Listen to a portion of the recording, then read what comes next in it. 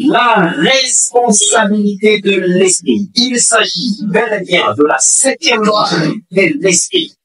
Ici, l'esprit humain et l'esprit du Créateur, que nous appelons le Saint-Esprit, doivent rester connectés.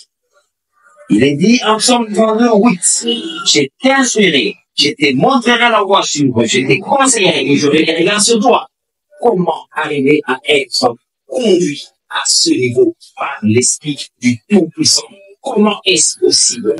Il suffit tout simplement de veiller sur son état d'esprit. Nous disons ici, l'esprit humain est différent du Saint-Esprit.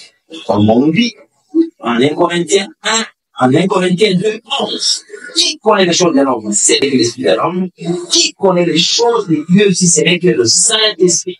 L'esprit humain connaît les choses qui vous concernent, vos affaires, tout ce que vous faites, ou vos désirs, ainsi de suite. Et l'esprit du Tout-Puissant maîtrise aussi les choses de Dieu. Alors, il ne faut pas se limiter, mais vous contenter seulement du plaisir pour activités de votre esprit.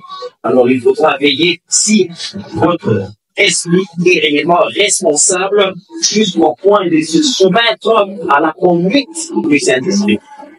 Comme on nous dit en 1 Thessaloniciens 5, verset 19, n'éteignez pas l'esprit.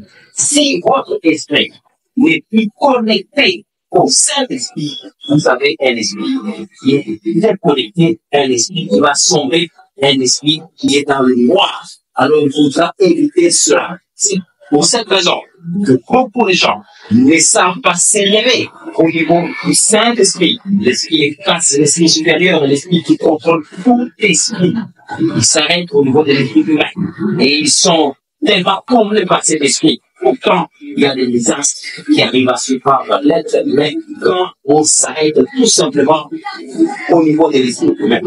Alors, ici, il faudra veiller sur les villes qui sont connectées au Saint-Esprit, parce que si ces piles sont déconnectées de la source, automatiquement, qu'est-ce qui va se passer? On va être dans le noir. Alors, notre responsabilité, nous devons la miser sur la volonté, parce que l'esprit diabolique qui cherche à dompter, à dominer, à aliéner la volonté de l'homme.